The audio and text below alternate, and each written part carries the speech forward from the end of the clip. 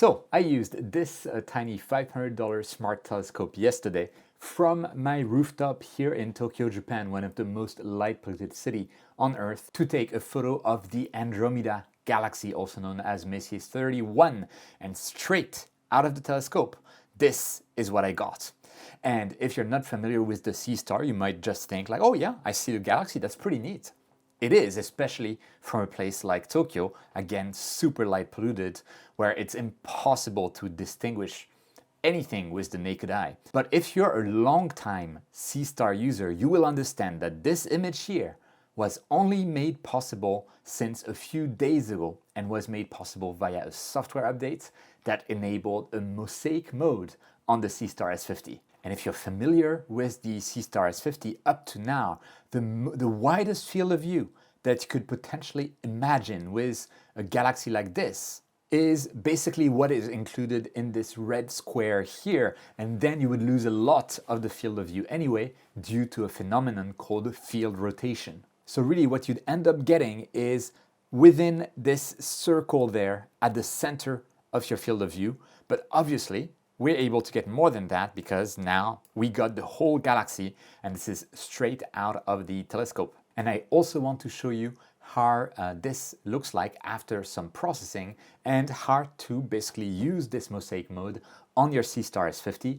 If you turn it on and connect your smartphone app to it, it will ask you to update the firmware, and it is adding this Mosaic feature to it. So we'll go to it in a moment. So by the way, and you see it is not perfect. Apparently, like, it didn't have the time to do the corners, and that's because in Japan, M31, this galaxy goes very high in the sky, and telescopes like that move only horizontally and vertically have trouble with imaging objects that are far overhead. But still, with a tiny bit of cropping and some processing, this is the result that we're getting again from Tokyo, Japan. It's of course far from being as good as what a dedicated astrophotography rig would get, but then this little thing is much, much cheaper.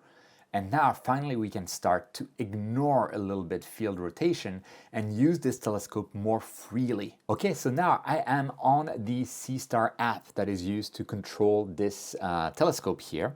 And how do you get to the Mosaic mode? For me, the easiest was simply to first do the usual stuff, like if the telescope is slightly out of focus, I just want to go to the stargazing tab, go to some objects that I can see, for instance M31, click on Go Gazing, and then we can use the autofocus feature to have nice stars pinpoint. But to access the actual Mosaic mode, you would go to Sky Atlas and you would search for your target. So again, we can search for specific objects. If I search for Andromeda, there we go, Andromeda Galaxy or Nebula. It's sometimes called Nebula because originally people didn't realize that there were galaxies besides our own, so they would call galaxies nebulae.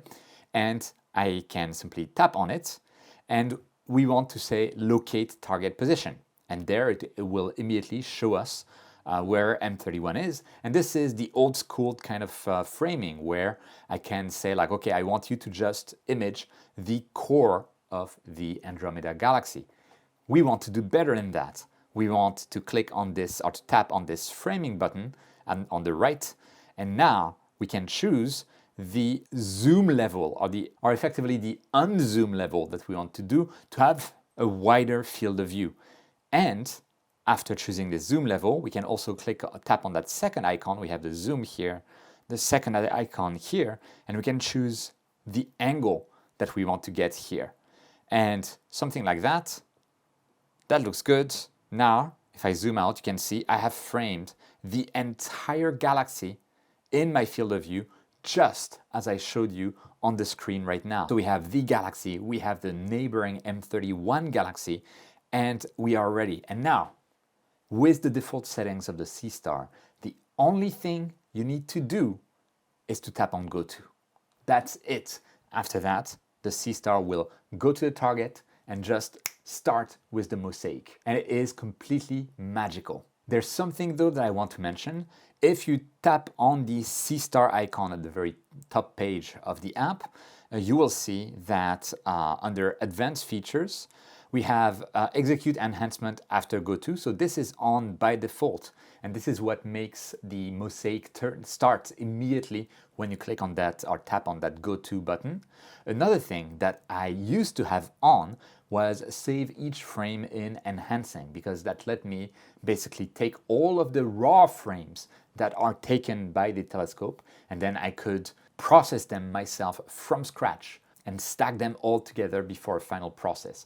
But when the Sea Star does a mosaic in alt azimuth, it's mission impossible to basically reconstitute that mosaic from each of the individual photos that the Sea Star is taking. Because the Sea Star, to take that mosaic, it's taking some images of the center of the galaxy, then next to it, then next to it, then next to it, and during all of that time, the galaxy is rotating within the field of view of the Sea Star.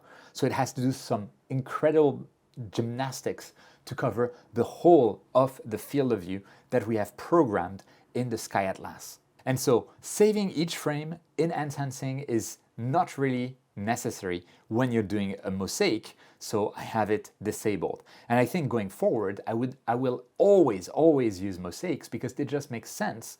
Now I don't need to care about things like field rotations or how my image will look like in the end and how much useful field of view I will have, because the mosaic is going to take care of that.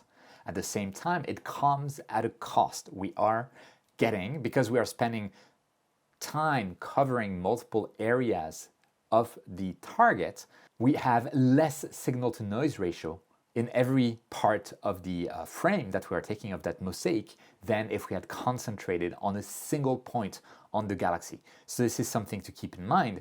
And this is why, if we go back to the Sea Star very briefly, to the Sky Atlas, and I search for M31 again, locate target position, and then go to framing, you'll notice that there is this sentence at the top. The recommended shooting duration is about 0.3 hours. Now, we put the mosaic at the highest level of zoom out, and now the recommended shooting duration is about 1.9 hours. This is because the Sea Star will have to do those gymnastics to take pictures of various parts of the galaxy, and it's no longer able to increase the signal to noise ratio of all of those pictures as efficiently as if it didn't have to zoom at all. So there is a drawback to using a mosaic. You just need to be sure that you're not taking a field of view that is too wide for your use, right? You want to limit yourself to exactly the field of view that you want. In addition, once you're done, you can take the JPEG file away from the Sea Star, as usual, directly look at it from your smartphone, etc. But because mosaics take so long, what I do after I tap on that go-to button is I close the app and I go do something else. The Sea Star is on its own, I let it be. And so I'm not really able to see how the picture looks like on the smartphone, because by the time it's done, I'm sleeping. But we can get it directly from the Sea Star. I can use a USB cable to connect the Sea Star to my PC. We can also access it over the network. There's multiple ways to do that. And then you will see that in the File Explorer, you will have this drive, the Sea Star drive. You can go to My Works, and you see I have M31 Mosaic. I can go in there, and I tried 2 mosaics. One I just stopped because I was just testing around.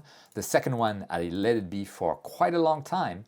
And you see you have the JPEG file, which is the version straight out of the Sea Star. And you have the FIT file, which is the raw frame that I use to process and get this image in the end. And you don't need to process it. You only need to process it if you think that you can make a better image than the default stack here. I have a full processing tutorial for the Sea Star, and it's still valid even with mosaics. The only difference is that you do not need to do the stacking yourself. You can start directly in the video when at the part with Graxpert. So I'll be putting the link to this video up above and also down in the description. With that, that's all from me for now. I think it's a really good feature to have on the Sea Star. I'm really happy to see that. It's been in beta for a long time, and it is obviously working quite well. I will keep testing it, but please let me know down in the comments if you have tested the feature and how well it has worked for you or not. While you're going there, please like the video if you want to help the channel, and if you want to help the channel even more at no cost to you and you're planning on buying anything from Agena, High Point Scientific, First Light Optics, or even Amazon, if you do so after clicking one of the links that I have in the description, it will help me out at no cost to you. And if you want to help the channel still more, and you want to support me very directly, you can become a Patreon supporter. The link is down in the description. Or you can become a channel member. You should see a join button next to the subscribe button. My Patreon supporters, my channel members, you make the channel possible. And as always, thank you so much. Anyway, again, I'm looking forward to your comments and also to seeing more and more images of the Mosaic modes with the C-Star S50. With that, thank you so much for watching. Don't forget, whenever you can, to look up at the stars, and I'll see you next time.